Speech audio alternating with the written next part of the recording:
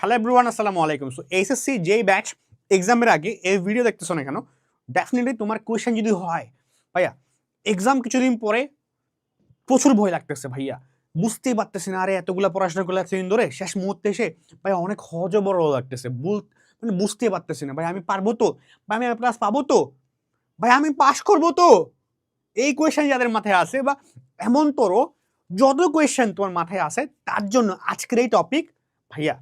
Confidence zero, মানে confidence নাই হয়ে গেছে তোমার, তাহলে আজকে আমরা এক্সামের আগে কনফিডেন্সকে বুস্ট আপ করার জন্য সবচেয়ে ভালো মেথড আমি কি ফলো করছিলাম সেটা নিয়ে ডিসকাস করব।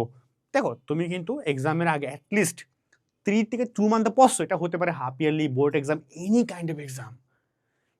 একটু পড়াশোনা করছো তাই না, একটু তো পড়ছো ভাই, তো believe on your some efforts also, right? So একটু পড়াশোনা করলেও তোমার কনফিডেন্ট ফিল করার কথা যে ভাই আমি পড়ছি ভাই, একদম না পড়ে খালি মাথায় পড়ে যাচ্ছি না, তাই না? তাহলে প্রথম স্টেপ কি?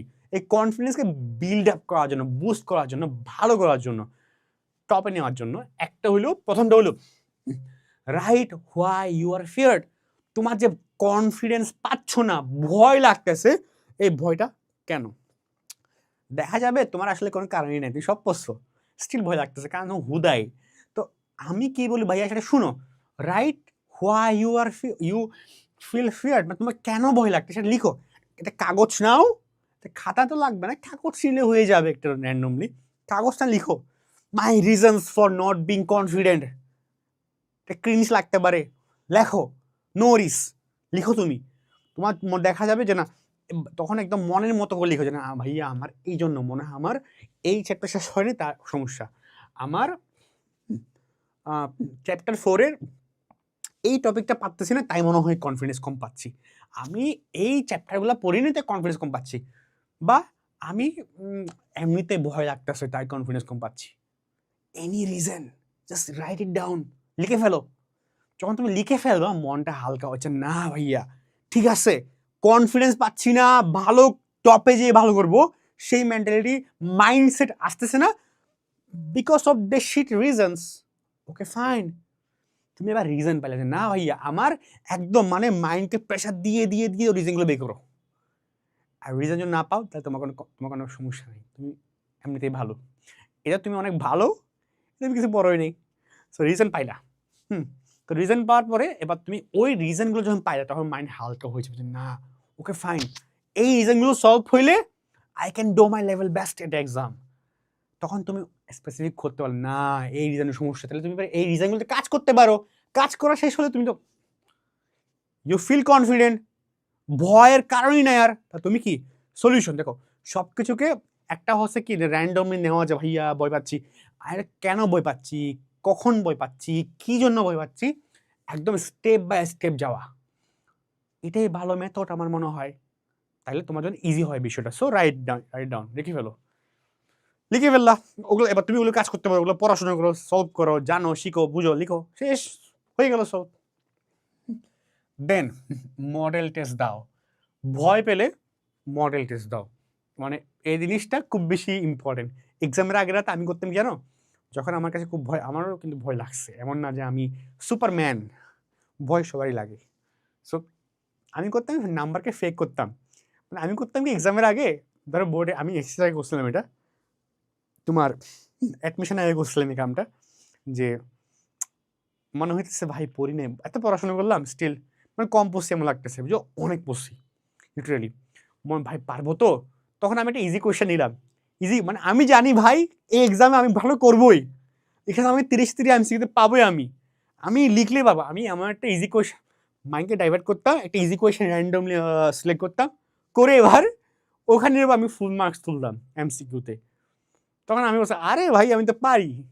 এই যে মডেল টেস্ট দেওয়া একটা ওই বললাম, ফেক নাম আমাকে ফেক করা, তুমি জানো তুমি পারো, তুমি যেমন দেখা যাবে এসএসসি এক্সামে এগুলোতে কোয়েশ্চেন চলে দিছে, এসএসসি এক্সাম পাস করার জন্য করে ইজি কোয়েশ্চেন করে, এটা অ্যাডমিশন না, ঠিক আছে? সো দেখবা কি তোমার কনফিডেন্ট বিল্ড, আরে আমি তো পাচ্ছি, আরে আমি তো 30 পাইছি, 30-20 পাইছি, 29 পাইছি, 32 পাইছি, তখন কনফিডেন্টটা বাড়ে যায়। হ্যাঁ, ডাজেন্ট মিন এটা তুমি কোয়েশ্চেন আগে সলভ করতেই করো নি। সো যেগুলো ইজি কোয়েশ্চেন, একটু কয়েকটা ইজি কোয়েশ্চেন মনে টেস্ট দাও, অথবা একটা কাজ করতে পারো, এটা আমি করছি। আমি করতাম কি, তোমার মানে একদম একটা স্ট্যান্ডার্ড মানে কোয়েশ্চেন নিতাম। স্ট্যান্ডার্ড মানে কোয়েশ্চেন নিয়ে আমি করতাম কি, তোমার ওই স্ট্যান্ডার্ড মানে কোয়েশ্চেনগুলোতে প্র্যাকটিস করতাম, রিলেটেড প্র্যাকটিস করতাম, যে আসলে আমি কেন পাচ্ছি না, যে আমি কনফিডেন্স পাচ্ছি না, ভয় লাগতেছে, আসলে সেটা সত্য নাকি আসলে আমি হুদায় ভয় পাচ্ছি। তো এক্সাম দেখতাম, যে আমার যখন নাম্বার 30-28, 25-এ প্লাস হলে আমি ভয় পাইতাম না আর। 30-এর মধ্যে তো দেখলাম 30-28, 29, 27 আসতেছে, 26 আসতেছে, তো ওকে ফাইন, ঠিক আছে। 27 হলে ভয় পাইতাম সত্যি কথা বলতে। তো 27 যখন পাইতেছি, ওকে ফাইন, ঠিক আছে, ওকে ভালো তো করতেছি, ভয় পাওয়ার কারণ নাই, হয়তো খুদাই ভয় পাচ্ছি। আর 27-এর বা 25-এর নিচে কমলে বুঝবো না তোমার কিছু ল্যাকিংস আছে। তখন যেগুলো ভুল করতাম সেগুলোকে আবার সেগুলো টপিকগুলো করে বের করতাম। আচ্ছা ভুল করছে, এই টপিকে ভুল করছে, তাহলে এই টপিকটা এমসিকিউ, এই টপিকের, এই টপিকে আমি ভালো করি এবার। This is how I solve my problems, right? Exam দাও। তারপর এই যে বললাম ট্রাই ইজি কোয়েশ্চেন, দুটো একসাথে বলে ফেলছি, ইজি কোয়েশ্চেনে কি এক্সাম দাও, তো অনেক ইজি হয়ে যায় বিষয়টা, কনফিডেন্ট বেড়ে যায়। 4th number, revise your weak points. আমি না একটা তোমার খাতা নিয়ে মানে একটা চার্ট করছিলাম, আমার এখানে মনে আছে যে আমি আমার ফার্স্ট ইয়ার শেষে, আমার ফার্স্ট ইয়ারের মধ্যে মোটামুটি সিলেবাস কমপ্লিট হয়ে গেছিলো, মানে হোল সিলেবাসটা, ফুল সিলেবাস। তো আমি পুরো চার্ট করছি যে না আমার সাবজেক্ট ওয়াইজ চ্যাপ্টার ওয়াইজ, যে কোন চ্যাপ্টারে কোন জায়গায় কোন টপিকে কোন ম্যাথ, একদম মানে বসে আমি 2 দিন টাইম নিয়েছিলাম, বসে বসে বসে বসে আমি সলভ করছি এগুলো। লিটারালি আমার কোথায় সমস্যা, কোন টপিকে আমি ভয় পাচ্ছি, কোন টপিকে ইস্যু আছে, কোনটা একটু মানে ভয় লাগে। আমরা জানি আসলে কোনগুলো আমাদের কঠিন লাগে, র্যান্ডমলি কঠিন লাগলো, মানে যেই টপিক আমি মানে না দেখে পারতাম না, ওটাকে আমি বলতাম এটা পারবো না, লিখে রাখতাম। মানে this are my weak points. এবার তুমি ওই উইক পয়েন্টসগুলোকে পরীক্ষার আগে রিভাইজ করো। পরীক্ষাটা কালকে পরীক্ষা, আজকে তুমি যদি রিভাইজ করবা, আজকে তুমি এই কামগুলোই করবা, পরীক্ষার আগের রাতে তুমি শিখতে চাই না, পরীক্ষার আগের রাতে এই কামগুলোই করে তুমি তোমার উইক টপিকগুলোকে রিভাইজ করো।